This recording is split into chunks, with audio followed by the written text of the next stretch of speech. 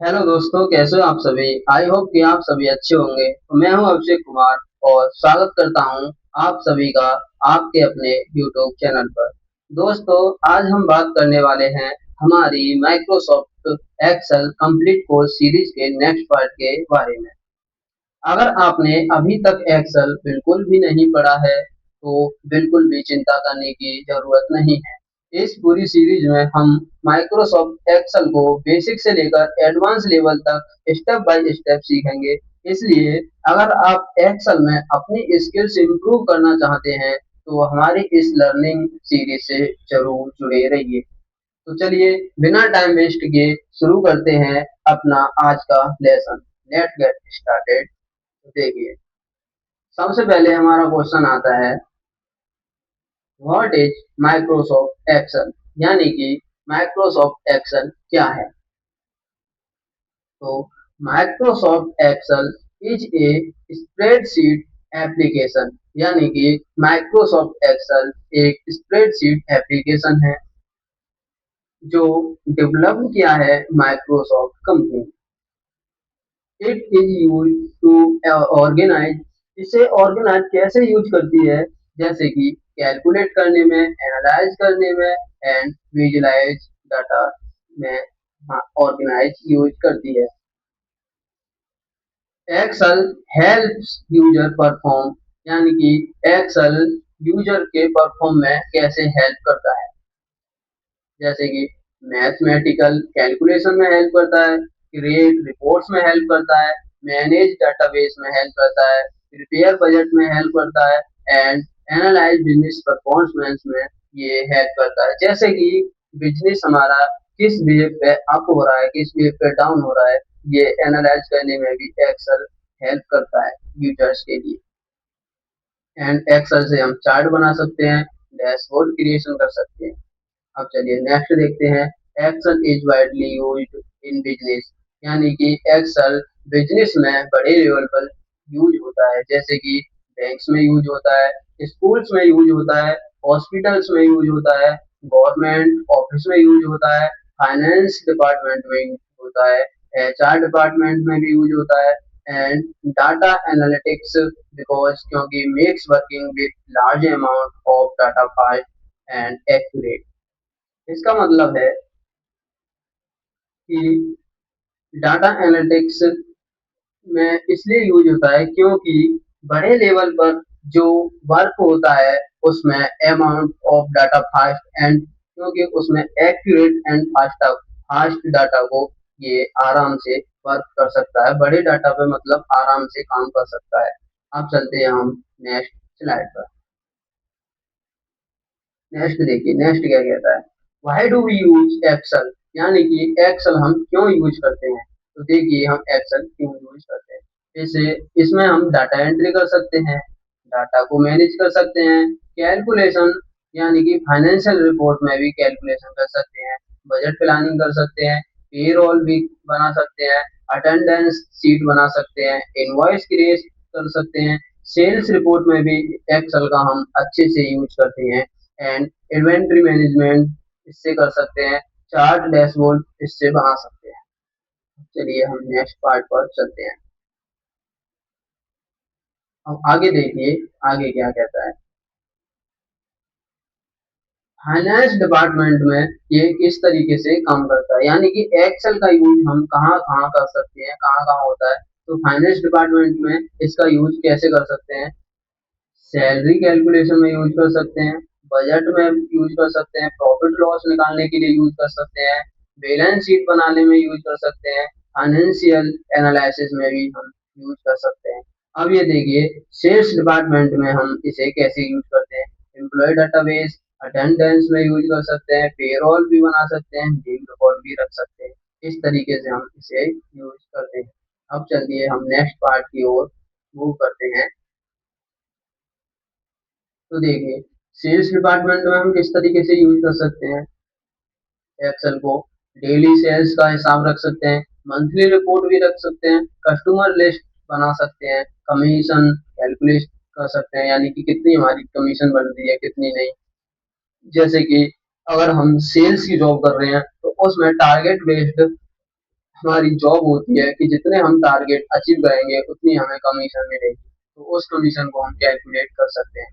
Banking में कैसे use होता है, ये कस्टमर डाटा रख सकते हैं, लोन कैलकुलेट कर सकते हैं, ईएमआई भी निकाल सकते हैं, इंटरेस्ट निकाल सकते हैं एंड रिपोर्ट भी बना सकते हैं। हॉस्पिटल में किस वे पे यूज होता है, पेशेंट का रिकॉर्ड रख सकते हैं, मेडिसिन स्टॉक का भी हिसाब रख सकते हैं एंड बिलिंग कर सकते हैं। स्कूल एंड कॉलेज में भी हम एक्सेल का यूज करते हैं, जैसे कि स्टूडेंट का डाटा रख सकते हैं, हम रिजल्ट बना सकते हैं, अटेंडेंस शीट बना सकते हैं एंड फीस का रिकॉर्ड भी रख सकते हैं। अब चलिए हम आगे चलते हैं। तो नेक्स्ट पार्ट आता हमारा फीचर्स ऑफ माइक्रोसॉफ्ट एक्सेल, यानी कि माइक्रोसॉफ्ट एक्सेल के फीचर्स क्या क्या है। तो देखिए, इसमें इजी डाटा एंट्री कर सकते हैं, फास्ट कैलकुलेशन कर सकते हैं, बिल्ट इन फंक्शन, यानी कि फंक्शन को हम अपने हिसाब से बिल्ड कर सकते हैं, चार्ट्स, पिवट टेबल, यानी चार्ट बना सकते हैं, पिवट टेबल बना सकते हैं, कंडीशन फॉर्मेटिंग कर सकते हैं, डाटा वैलिडेशन लगा सकते हैं, पावर क्वेरी में हम काम कर सकते हैं, dashboards and data analysis tool भी यूज कर सकते हैं। अभी आपको लग रहा होगा कि हमको तो ये सब पता नहीं है, हम कैसे पता करें कंडीशन फॉर्मेटिंग क्या होती है, पावर क्वेरी क्या होती है एंड चार्ट्स पिवट टेबल ये क्या होता है, फंक्शंस क्या होते हैं। तो हम आगे जैसे जैसे बढ़ते चलेंगे, ऐसे ऐसे हम पढ़ते जाएंगे तो हमको सब कुछ पता चलता जाएगा। अब चलिए हम नेक्स्ट पार्ट की ओर मूव करते हैं। एडवांटेज ऑफ माइक्रोसॉफ्ट एक्सेल, यानी कि माइक्रोसॉफ्ट एक्सेल के फायदे यानी कि एडवांटेज क्या क्या है। देखिए इसके फायदे क्या क्या है। इजी टू लर्न, यानी कि इसे इजी आराम से पढ़ सकते हैं। फास्ट कैलकुलेशन, इसमें हम कैलकुलेशन फास्ट तरीके से कर सकते हैं।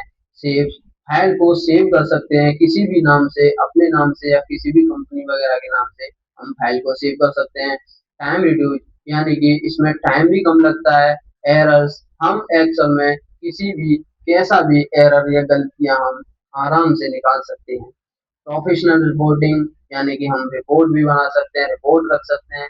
लार्ज डाटा हैंडलिंग, कंपनियों में बड़ा बड़ा डाटा होता है, उसे भी हम आराम से हैंडल कर सकते हैं। बिजनेस एनालिसिस ऑटोमेशन, यानी कि बिजनेस एनालाइज कर सकते हैं और उसमें ऑटोमेशन भी लगा सकते हैं।